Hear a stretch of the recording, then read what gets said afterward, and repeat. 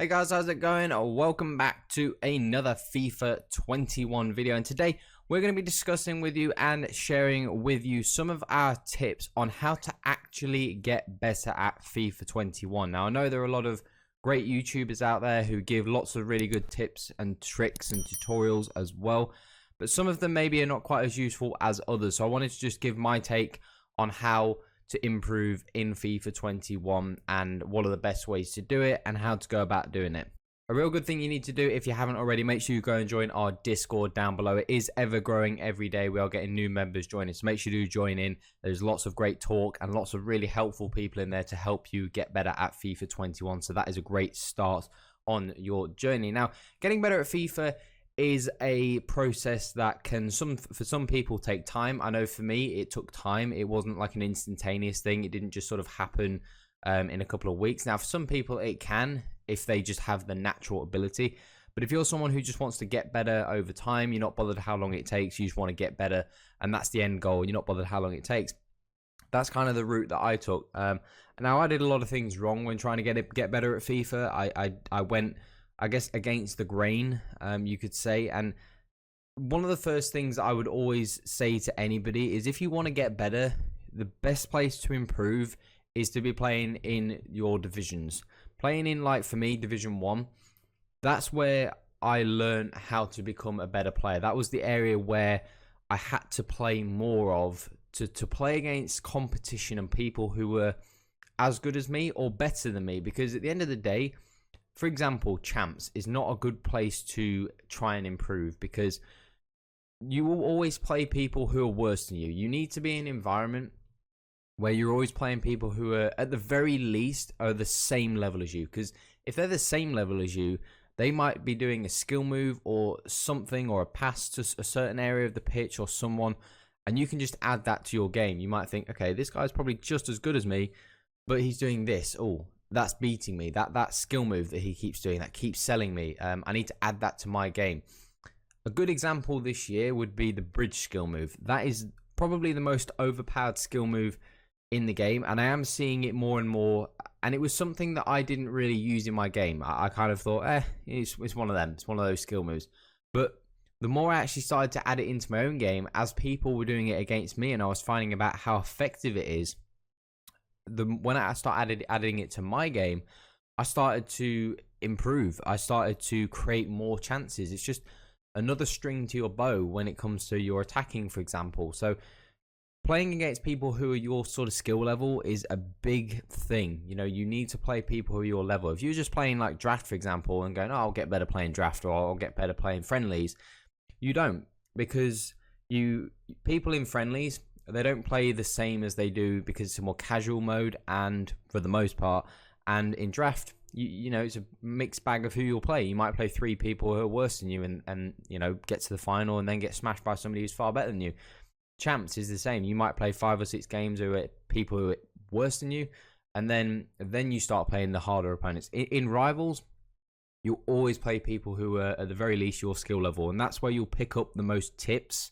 That's where you'll pick up the most tips from other players as well, because you can pick up tips from people like me and other content creators, and that we can help, but you'll pick up tips through playing the game as well. So that's a big thing that you need to do. We touched on it before, and it's another thing is skill moves. Skill moves are the thing that will probably elevate your actual play to the next level. They are something that you cannot get to a top level or a better level without implementing skill moves, and not just any skill moves, the right skill moves. Now, knowing all the skill moves is one thing, and it helps, because there are some skill moves that are only useful in certain situations. Like the roulette, for example, is a good skill move, but it doesn't work. It has quite a low success rate, but that doesn't mean you shouldn't ever use it. You can use it in certain scenarios. It's just not one of your primary skill moves. It's one of those skill moves that you should maybe do and pull out in certain situations, because if you keep repeating the same skill move all the time, your opponent will get wise to it, and he'll start, you know, picking up on it, and he'll know when you're going to do it, and then you become predictable. And when you become predictable, that's when you become easy to beat. That's when a top player will find it easy to beat you. So learning skill moves, learning all the skill moves is great, but first pick like the meta, the best skill moves. And I hate that word meta, because that's kind of what ruins the experience of gaming, in my opinion. But if you want to get good at games and you want to improve, learning the meta and using and abusing the meta is the fastest way to do it. It might not be the best or the most fun, but it's the quickest way to do it. If that's what you're interested in, if you want to do it quicker, then abusing the meta skills, like we touched on one before, the bridge dribble is so effective. Step overs, because you get a speed boost once you do one step over each time. As long as you exit the same way as the step over, you get a speed boost, so you speed past the defender. So things like that, those two are real two skill moves that I would try and prioritize you learning, because they are extremely overpowered and just they're very, very good for this game. And another thing to touch on is the team. Now, my experience this weekend league was not very good. I just didn't play very well, you know, and certain times you will come up against very toxic players, which I did this weekend. I came up against a few really toxic players that just didn't make me want to play. But up until that point, I was playing very, very well, and the team you have will help for sure. This team that I have is very, very good. I would probably say it's above average when it comes to, you know, people's teams, and it gives you a little advantage, because in the tight games, especially against good players, it can just give you, you know, you might just get a few more deflections fall your way, a few more things that go your way when you have the better players. Your players might just be a bit more clinical, so having a better team is better as well. And you don't have to spend money. I haven't spent a single penny on the game other than the £70 I spent to actually get the game. No FIFA points. This is all just through playing the game and through trading. And this is what you can gain, you know, just having a bit of trading knowledge, having a bit of knowledge on how to make money at the right times. And I've now got a very, very good team that is above average and makes the game's not super fun. That's the thing to note. And that's another thing we want to touch on, is learning to not care. Really, really something that I've started to do this year, really from the start of this year, pretty much. Learning to not care about if you win or lose. It's you a good thing that I would say, you don't lose in anything really that you do.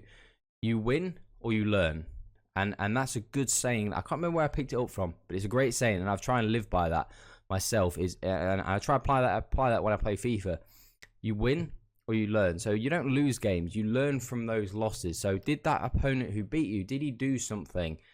Even if he got lucky when he beat you, did he do something where you can go, he kept doing that, and that kept selling me, and then maybe the unluckiness happened that went against me. You need to learn from your losses. You know, like I said, you win or you learn. You either win your games, that's great, and then you learn from those losses. So you need to pick up from your opponent. Does he do some certain things that improve that you could take from your game and add it to your game? And now you're a better player. You want to try and take a little piece of every opponent when you play them and add something that they do to your game. And learning to not care whether you win or lose is so important, because it takes away the rage. And when you rage, you lose. And that's a fact. When you lose a game and you go straight into another, I guarantee you 99% of the time you'll lose the follow-up game.